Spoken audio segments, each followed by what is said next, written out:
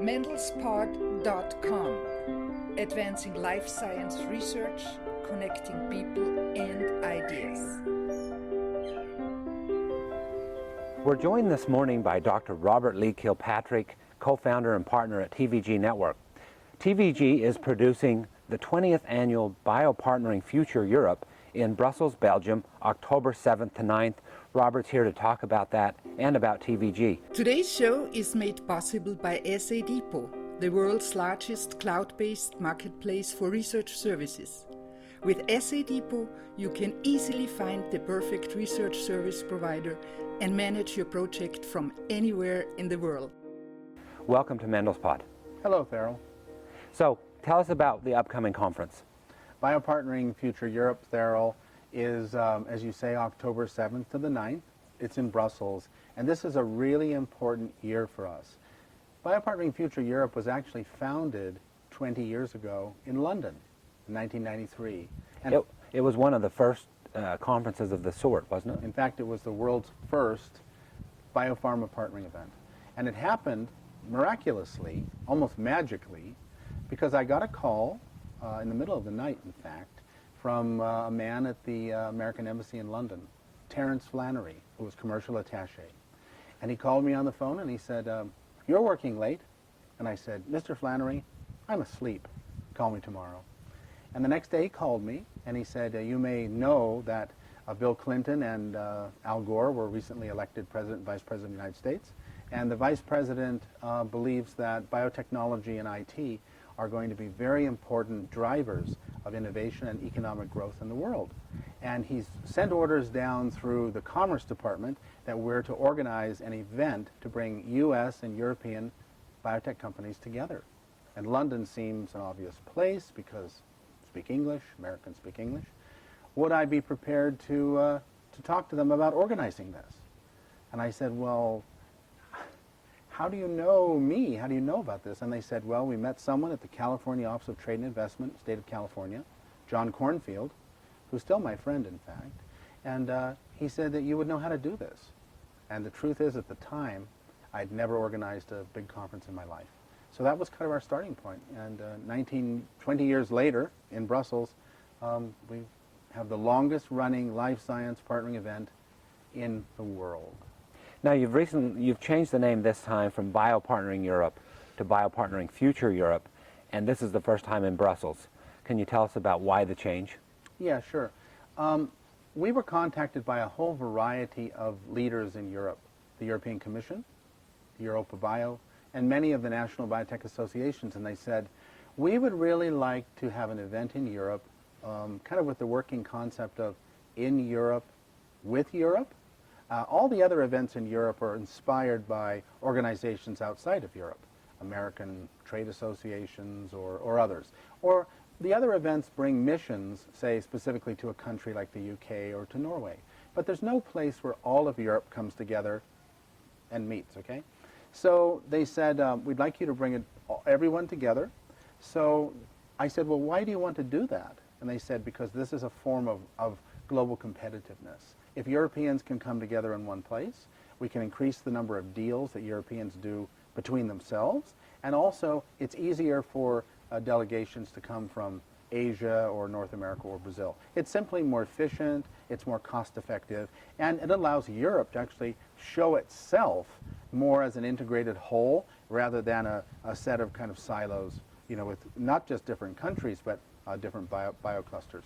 The future part is derived from something called Horizon 2020, which is a European Commission program with a lot of funding behind it to bring biotechnology into the heart of a new knowledge-based economy in Europe. So the European leaders have a vision of a future Europe where biotechnology and the life sciences are important drivers of economic growth and innovation, and importantly, to improve the standard of living and the lifestyle of Europeans and also people around the world. So we put future into the title to show that Biopartnering Europe was moving in the direction of helping to achieve these very important goals.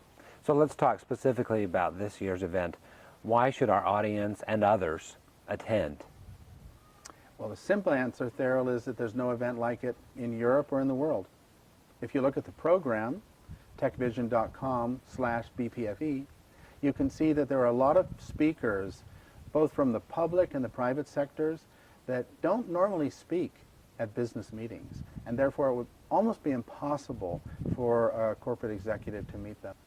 So specifically, what can attendees expect? Well, we've been working with the European Biotech Network, which is run by a woman named Claire Schentelberry in Brussels.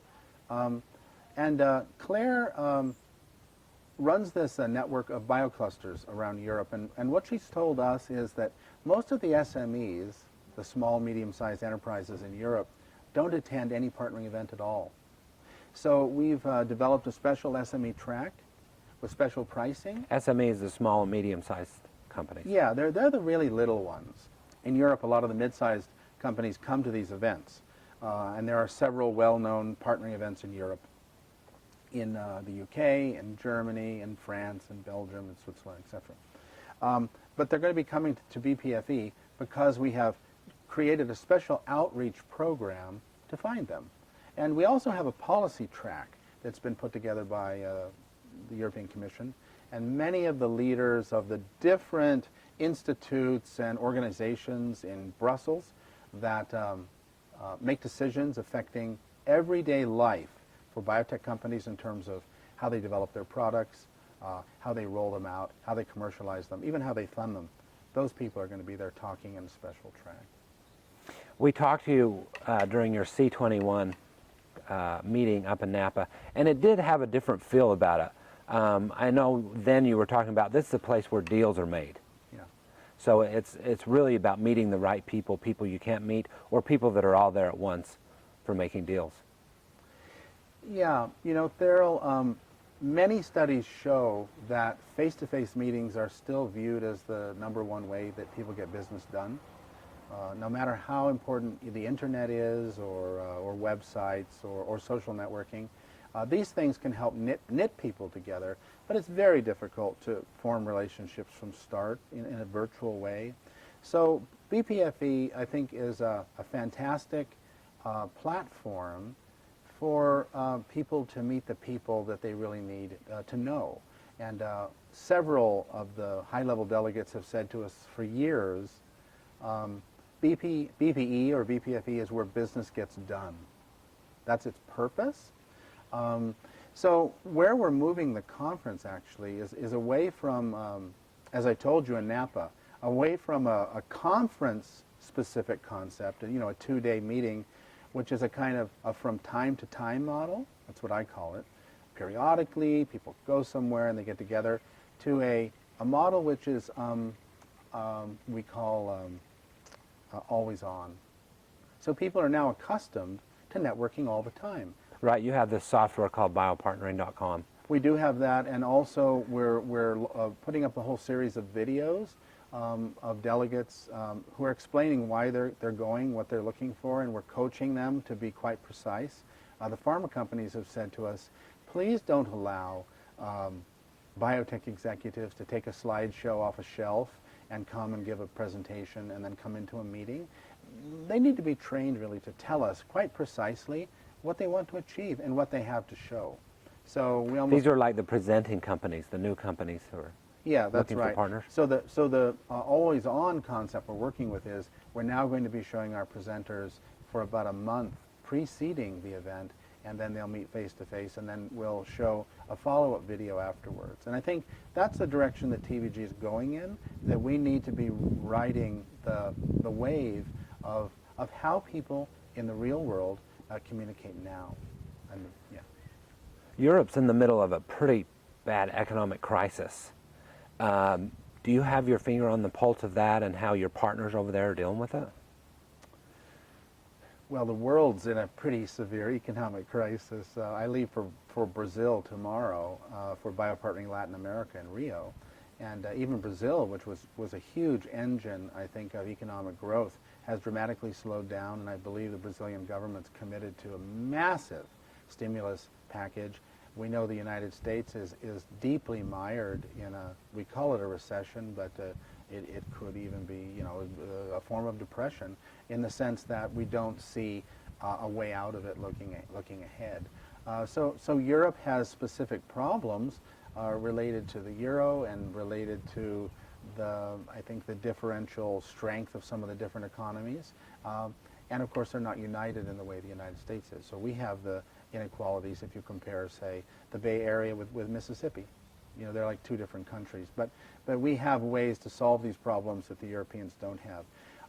I think the Europeans strongly believe in the knowledge-based economy. I think they're fully committed to the euro.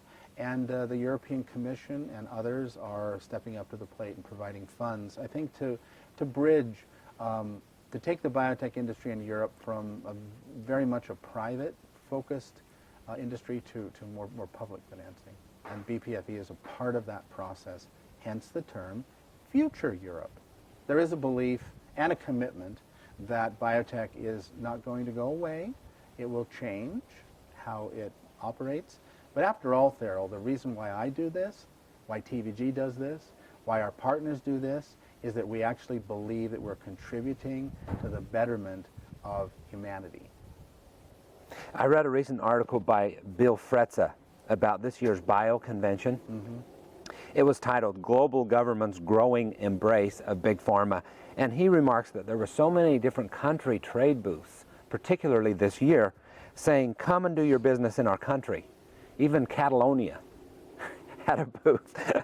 And they were offering unbelievable incentives. For instance, the French told him, if you hire a French PhD, we'll pay 60% of his salary. And Bill was wondering if that's possible, but is that the kind of public involvement that you're talking about? Yeah. And you know, when you think about it, really what you've just described is a strong commitment to infrastructure building. So infrastructure, you know, not only is highways and buildings and that kind of thing, but it's also human resources and people, and investing in education.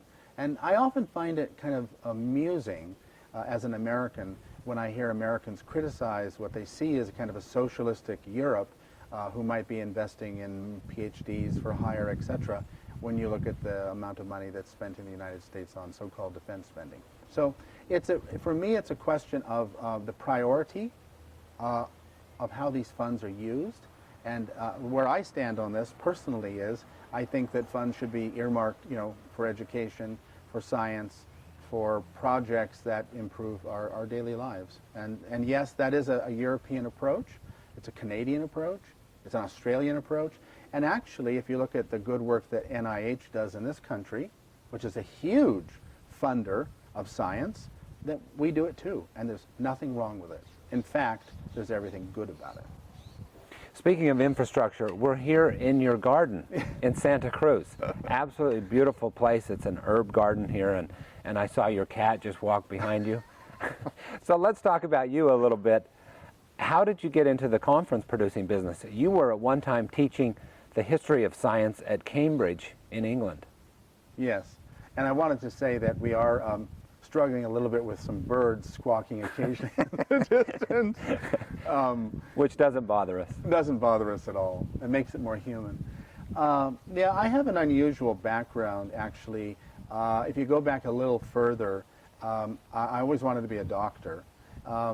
From a very young age, I had my sights set on that before I knew of a thing called an MCAT. But then when I started seeing blood as a volunteer in a hospital, I had this bad habit of fainting. So I decided to shift gears and move away from the practice of medicine more to the theory of medicine. So I studied biology at Berkeley, and then I had a couple of years at UC Davis Medical School labs, was working in labs. And I thought I'd be an MD, PhD and be a researcher. And then I had a mentor named John Manel, who was a famous doctor. He had gone to Cambridge in England, and he was one of JFK's doctors with Janet Travell. And he kind of took me under his wing, and he said, well, you're interested in everything. You're kind of a polymath, and you should take a year out and go do history and philosophy of science at Cambridge. And I thought, well, I had seen Jacob Bronowski's PBS program, The Ascent of Man, And that really changed my life. And subsequently, I've actually met the producer, David Kennard, who made the movie, and he's now a friend of mine. But what was like a name of a class that you would give? This was back in what? The 80s. The 80s. Yeah, Plato to NATO, the history of science from spears to nuclear weapons. So when I was at Cambridge for 10 years, in fact, because I did my master's and PhD there, in history of medicine as a subset of history of science, what we learned was that what we see in the world is based on how we think. And so when we look at medieval texts, or we look at Enlightenment texts, or we look at 19th century texts, it's not that they were wrong so much as they were looking at the world in a different way, the language, the preconceptions they had. And so just as our science today will be viewed in 100 years as archaic, the idea that people actually took a knife and cut someone's body open will seem almost barbaric, in the future. So I was working in this field, and while that was happening, the whole IT revolution was happening where I had come from, here in the Bay Area. So Apple Computer was going from strength to strength, and Pixar, and just a whole bunch of companies. And I thought, and the biotechs, Genentech and Chiron and Genzyme and Amgen, and I thought, why am I sitting in a 13th century building in Cambridge teaching students about medicine and science from the Greeks to the present day, when, as Alvin Toffler pointed out, in Future Shock, one of the most important set of books I've ever read in my life, that there was a revolution happening now. Technology is at the heart of it. It's about society, it's about politics, it's about science, it's about all of it. It's about all those things that I was interested in when I was at Berkeley. You just wanted to be involved creating it. Yeah, so TVG was started in order to kind of get into the flow, to get into the mix, and start interacting with and working with all these amazingly smart people at UCSF and Stanford and Berkeley. And the truth is, when we started the company, we didn't actually know really what our mission was. TVG stands for Technology Vision Group, and the word vision, it means vision is the art of seeing things invisible. And this was Jonathan Swift, who wrote Gulliver's Travels, the 1711. So at the beginning of my career, as well as today, as we're sitting in this beautiful garden, I'm still pushed ahead by that definition. Vision is the art of seeing things invisible. I want to make things that are not possible now because people don't see the possibilities, and our strength at TVG is to bring together all the kinds of people to make these projects possible. That's what BPFE is. It's basically a community, it's an ecosystem, it's an organism. It's not a conference. You've mentioned several books, the Toffler book, Yeah. and I've seen a couple of your libraries. You have one at your office, one in your home, so you read a lot. And just this week, I was reading about the 30th anniversary edition of Richard Dawkins' The Selfish Gene. Oh, yeah. And I was reading about a controversy. So some think that since this book and with this book, the Western world has become sort of too science-focused or material biased. And you're into history of science. Do you have any ideas on that? This has been a theme for the last 2,000 years, and of course, René Descartes in France, came up with the idea of the mind-body split, or he called it the mind-body duality. And now we know that is absolutely, completely erroneous. I mean, the mind is in the body has a mind. It is one thing. Our body is one thing, and that everything in the universe is connected. I think. When we read Hawking's work, or other people's work, people are moving towards universal theories of life. And of course, the Genomic Project teaches us that in some cases, let's say if we look at chimpanzees and we look at humans, the genomic variability is extremely low. I mean, we're almost the same creature in some ways. So I think that humanity has reached a turning point in history, and I think we have a massive opportunity to change our thought and change our behavior so that we can live in a much more sustainable way on the planet. And that comes down to having access to the right knowledge, the right information, and being able to ask the right questions. So for me, biotechnology is only interesting if it is going to enhance life on planet Earth. If it is not making a contribution in that way, I don't think it should exist. Dr. Robert Lee Kilpatrick of TVG Networks. He's producing BPFE, or Biopartnering Future Europe, in Brussels, Belgium, October 7th to 9th. Thanks for having us over, taking this time, and sharing some of your ideas. Thanks, Theryl. And I'd just like to add that now is the best time to register for BPFE. There's 4 weeks to go until this amazing event, which gives you plenty of time to book your flights, organize your meetings using biopartnering.com, and get the deal that you need. Thanks, Robert.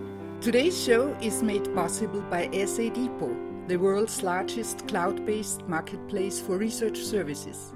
With SA Depot, you can easily find the perfect research service provider and manage your project from anywhere in the world.